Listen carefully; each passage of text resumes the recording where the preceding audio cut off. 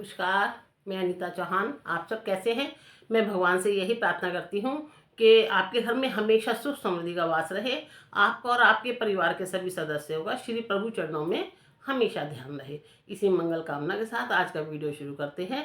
आज का टॉपिक है कि देव उठनी एकादशी कब है और कैसे मनाई जाती है। देव उठनी एकादशी 2023 में 22 नवंबर को दोपहर 11:04 से लगती है और 23 नवंबर को रात्रि 9:02 पर समाप्त होती है। तो जो व्रत करने वाले हैं वो 23 तारीख को व्रत करेंगे, क्योंकि सूर्य उदय की तिथि मानी जाती है। और दूसरा, जो देव उठनी एकादशी है क्यों मनाई जाती है, क्योंकि भगवान विष्णु जब देव शयनी एकादशी आती है तो उसमें शयन करने 4 महीने के लिए चले जाते हैं और तब से सभी मंगल कार्य बंद हो जाते हैं। कोई मंगल कार्य नहीं होता, कोई शादी ब्याह नहीं होता, कोई मुहूर्त वगैरह नहीं होता, उसमें सब बंद हो जाते हैं। और जिस दिन भगवान विष्णु का योग निद्रा से जागते हैं उस दिन होती है देव उठनी एकादशी। उसे देव उठनी एकादशी कहते हैं। इस दिन योग निद्रा से जागते हैं भगवान विष्णु और उसी दिन से अब सारे मंगल कार्य शुरू हो जाते हैं। तो इस दिन देव उठनी एकादशी के दिन ही तुलसी विवाह भी होता है। इस दिन तुलसा जी की विवाह सालिग्राम के साथ होता है। और आपने जो व्रती हैं वो भी, जो नई व्रती हैं वो भी आप कन्यादान में जरूर शामिल हों। और जो तुलसी विवाह अगर आपके घर के आसपास हो रहा हो या आप करवा रहे हो या किसी मंदिर में हो रहा हो तो उसमें जाके कन्यादान जरूर करना चाहिए। आपने तुलसा जी के लिए पंडित पंडितानी के लिए जो आप दान करेंगे वो तुलसा जी का ही दान होता है।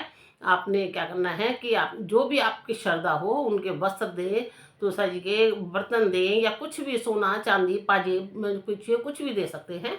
तो आप ये दें, सालिग्राम के लिए वस्त्र दें, उनके लिए पटका दें। तो और तो उनका कन्यादान करें। ये कन्यादान करने के लिए ही दिए जाते हैं। तो आप ये करें और तुलसी विवाह में शामिल जरूर हों, क्योंकि ये भगवान विष्णु के लिए ही किया जाता है। तो ये सालिग्राम के लिए देंगे, तुलसा जी के लिए देंगे। और दूसरा, आपने जो व्रती हैं उनको तो खासकर ही करना चाहिए, क्योंकि कन्यादान तो वैसे भी शुभ माना जाता है। अपने आस पड़ोस में भी अगर कोई बुलाए या ना बुलाए, कन्यादान जरूर देना चाहिए। इससे हमारा राहु अच्छा होता है, इसलिए कन्यादान को ज़्यादा जोर दिया जाता है। क्योंकि जब हम राहु के उपाय करते हैं तो उसमें कन्यादान के मंत्रों के साथ ही करते हैं। तो आप इसको जरूर करें। और दूसरा, जो आपने सुबह उठ के सूर्य को जल देना है, उसमें भी थोड़ी सी हल्दी जरूर डालें।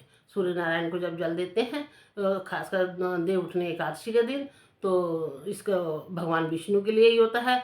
तो ये सूर्य नारायण को आप जल देंगे तो ये भगवान विष्णु के लिए ही होता है मेन।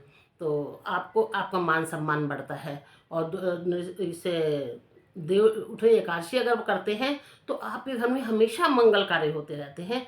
भगवान आपके घर में मंगल कार्यों के हमेशा जो है कुछ ना कुछ रास्ता बनाए रखते हैं, जो भी इस दिन ये व्रत रखते हैं। और सूर्य नारायण को जो जल देते हैं उसका मान सम्मान बढ़ता है। ये मान सम्मान के लिए होता है। जिसका भी मान सम्मान घट रहा होता है उसे सूर्य के उपाय हमेशा करना चाहिए। और इस दिन तो सूर्य को जल जरूर देना चाहिए तांबे के लोटे से। उसमें थोड़ी हल्दी डाल सकते हैं, गुड़ डाल सकते हैं और सूर्य को जल देंगे। देव उठनी एकादशी बहुत बड़ी एकादशी होती है। इस दिन चारों तरफ खुशियाँ ही खुशियाँ दिखाई देंगी, क्योंकि यहाँ से मुहूर्त शुरू होते हैं।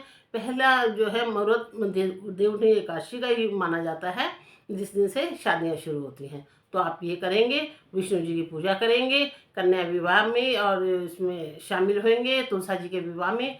तुलसा जी की जो लोग पूरे एकादशी के महीने आपने स्नान नहीं किया है, कार्तिक का स्नान, वो इन 5 दिनों में कर लें। ये 5 दिन एकादशी से पूर्णमासी तक डेली आपने जो है कार्तिक का स्नान करना है, तुलसा जी का पूजन करना है। तुलसा जी के में सुबह शाम दोनों टाइम देसी घी की जोत लगानी है।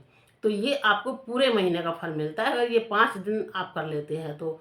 क्योंकि पूरे महीने बहुत से लोग नहीं कर पाते हैं, कि कोई बीमार हैं या कोई बुजुर्ग हैं या कोई छोटे बच्चों वाली हैं, तो उनके लिए मुश्किल होता है। तो अगर आप नहीं कर पाए हैं तो इन 5 दिन का नियम जरूर निभा लें। 5 दिन एकादशी से पूर्णमासी तक लगातार आपने जो है कार्तिक का स्नान करना है, भगवान विष्णु की पूजा करनी है और तुलसा जी की दोनों टाइम पूजा करनी है। तुलसा जी को दोनों टाइम देसी घी का दीपक जलाना है। और लास्ट में आपने पूर्णमासी के दिन जो देव दिवाली होती है उस दिन भी आपने जो है पूरे उससे मनानी है देव दिवाली भी। और आपने किसी भी पवित्र जल में जाके स्नान भी करना है। गंगा जी में, गढ़गंगा, कहीं भी जाएं आप, पवित्र जल में स्नान करेंगे तो ये आपके लिए बहुत अच्छा होएगा और आप करिए और इसका लाभ उठाइए। नमस्कार।